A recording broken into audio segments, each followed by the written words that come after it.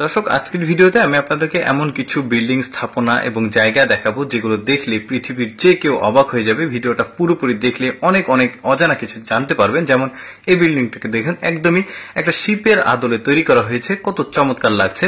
তারপরে এই জায়গাটাকে দেখুন, একদম প্ল্যানিং করে প্রতিটা বাড়িতে একটা করে পুকুর, একটু করে উঠোন, তারপরে চাষাবাদের জায়গা দেওয়া হয়েছে।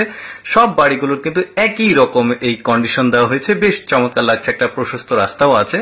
দর্শক, এখন যেটা দেখবো এটা একটু ব্যতিক্রম ব্যাপার। দেখুন, অনেক বড় একটা জমি, আর এই জমির ঠিক মাঝ বরাবর 10 কিলোমিটার এলাকা জুড়ে একটা ফাটল তৈরি হয়েছে, বড় সাইজের, ছোটখাটো না, একদমই বড় সাইজের একটা ফাটল। কি কারণ তৈরি হয়েছে? সম্ভবত প্রাকৃতিক কোনো কারণে, সেটার কারণ জানা নাই। তবে ব্যাপারটা একটু অদ্ভুত। দেখুন, জমির মাঝখান দিয়ে একটা বড় সাইজের ফাটল।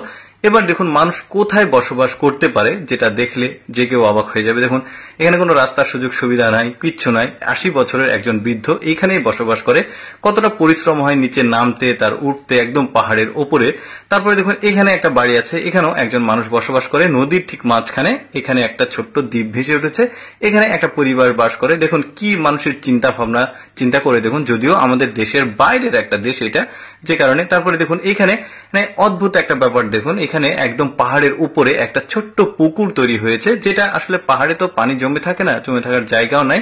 পাহাড়ি ছোট ছোট নদী থাকে, সেদিক দিয়ে পানি বয়ে চলে যায়। বাট এখানে কৃত্রিম একটা লেক বা পুকুর তৈরি হয়েছে, যেটাতে পশু পাখি বা অন্যান্য জীবজন্তু এসে পানি খায়। দেখতে পাচ্ছেন, সৃষ্টিকর্তার একটা নিয়ামত বলতে পারেন এই জায়গাটা। আমার কাছে একটু অন্যরকম লেগেছে।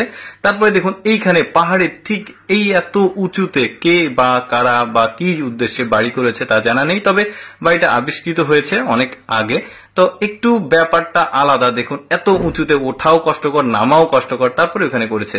একটা ব্যতিক্রম গ্রাম আপনাদেরকে দেখাই। দেখুন, এই গ্রামের বাড়িগুলো কোনো পরিকল্পনা মাফিক না, বাট একদমই এলোমেলো। বাড়িগুলোর নিচে লং মাং নাম এই গ্রামটার নাম, এটা চায়নাতে অবস্থিত। লং মাং এই গ্রামটার নাম। দেখুন, একদমই ঘিঞ্জি মিঞ্জি, কোনো পরিকল্পনার। নিচে বড় একটা গর্ত আছে, সব পানিগুলো এসে বর্ষার সময় ওখানে জমা হয়, ওই পানিগুলো ওরা ব্যবহার করে।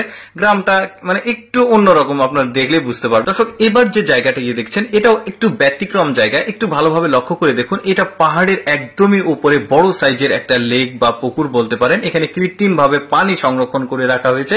এটার কারণ হচ্ছে এই পাহাড়ি অঞ্চলে পানির প্রচুর সংকট, বিশেষ করে এখানে বিদ্যুৎ নেই, বিদ্যুতের ব্যবস্থা নাই। তারপরে এখানে যে চাষাবাদ হবে, পশু পাখি নিজেদের খাবার পানিও নাই। তো তারা যেটা চিন্তা করলো, এখানে বড় একটা কৃত্রিম লেক তৈরি করেছে, এখানেই তারা বৃষ্টির পানি সংরক্ষণ করে সকল কাজকর্ম করে। দর্শক, আমি সবসময় চেষ্টা করি আপনাদের সামনে অজানা তথ্যমূলক ভিডিওগুলো উপস্থাপন করতে। এই ভিডিওটি কেমন লাগলো কমেন্ট করে জানাবেন।